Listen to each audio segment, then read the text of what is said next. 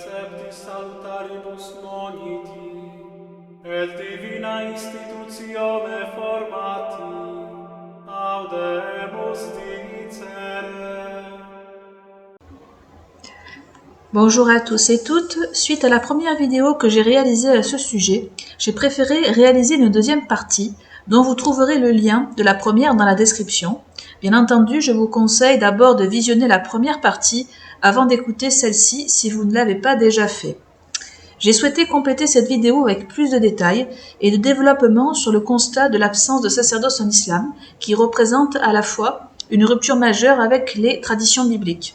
Et surtout, la tradition islamique ne donne aucune explication plausible à cette rupture par rapport à l'Ancien et au Nouveau Testament, qui, eux, ont toujours réaffirmé la légitimité du sacerdoce dans une catégorie de prêtres pour l'organisation du culte.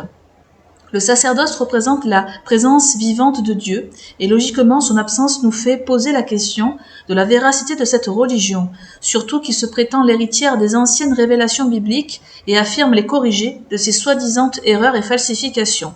Dans la première partie de la vidéo, j'avais abordé la raison que le califat, en devenant une nouvelle puissance théocratique dans la péninsule arabique, impose la vision que c'est le calife lui-même qui redéfinit tous les critères du culte et des prescriptions religieuses. Donc, dans cette redéfinition, le sacerdoce est amené à disparaître car il n'a plus de justification d'exister. Ceci, vous en conviendrez, est très étrange. Cela donne l'impression que l'islam, au mépris des traditions bibliques, pose ses propres règles ex nihilo, en effaçant pourtant ce que Dieu a lui-même établi de façon incontestable. La conclusion que nous pouvons en tirer, c'est que l'islam s'est construit sur des intérêts strictement humains pour étendre son pouvoir terrestre, parce que des califes ont trouvé divers moyens au fil des siècles de s'auto-justifier afin d'établir leur royaume qui relie anciennes traditions judéo-nazaréennes et projets de conquête guerrière. Par rapport à la place du sacerdoce, je vous propose de vous lire un passage de l'Exode, notamment sur le sort funeste de Coré, qui était un chef d'une rébellion contre Moïse et Aaron pendant la traversée du désert. Citation de l'Exode. Moïse dit à Coré, « Toi et toute ta troupe, trouvez-vous demain devant Yahvé, toi et eux, avec Aaron. Prenez chacun votre encensoir, mettez-y du parfum et présentez chacun votre encensoir devant Yahvé. 250 encensoirs, toi aussi et Aaron, vous prendrez chacun votre ascensoir. Ils prirent chacun leur ascensoir, ils mirent du feu, et ils jetèrent du parfum, et ils se mirent à l'entrée de la tente de réunion avec Moïse et Aaron. Coré avait convoqué toute l'assemblée contre Moïse et Aaron à l'entrée de la tente de réunion.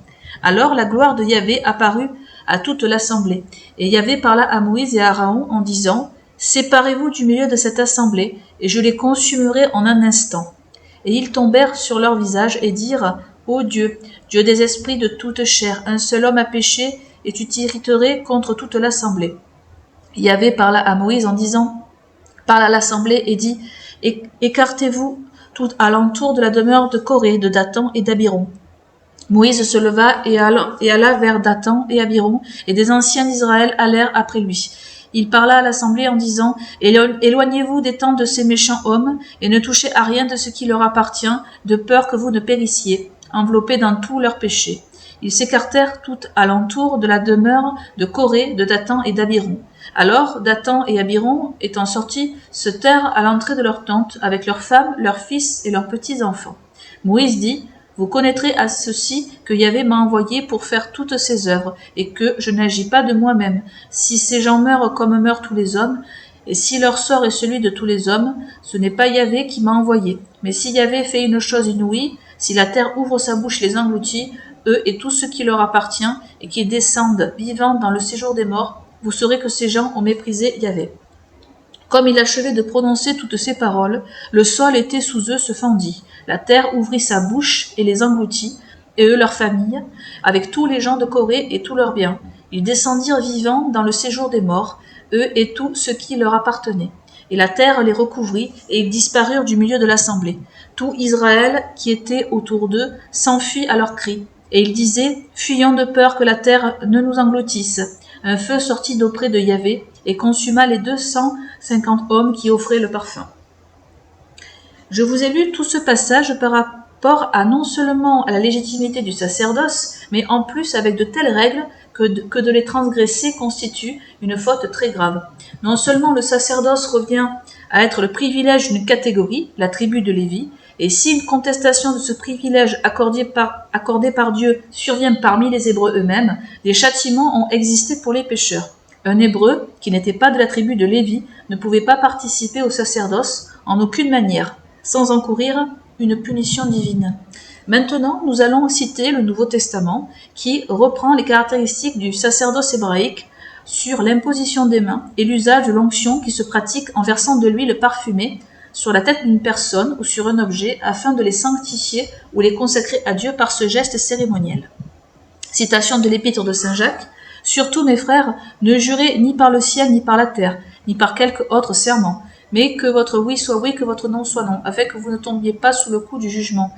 Quelqu'un parmi vous est-il dans l'affliction qu'il prie? Est-il dans la joie qu'il chante des cantiques?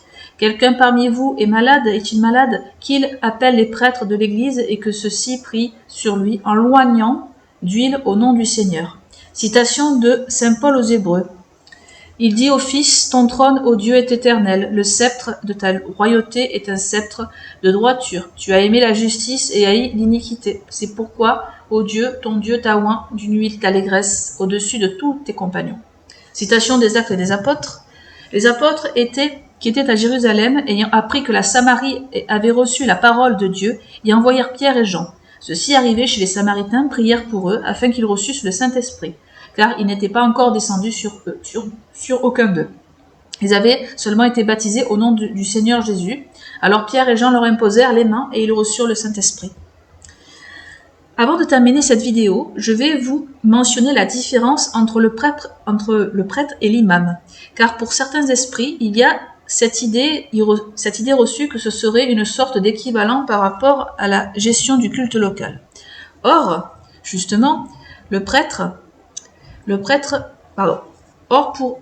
pour un prêtre d'obédience catholique, l'ordination sacerdotale est la célébration liturgique, où le prêtre reçoit de l'évêque le deuxième degré de sacrement que l'on appelle sacrement de l'ordre, au degré de prêtre. Par l'ordination, le nouveau prêtre reçoit le caractère sacerdotal qui est une marque ineffaçable, comme le caractère baptismal. Il entre aussi dans le presbytérium, qui est la communauté des prêtres d'un diocèse unis autour de leur évêque.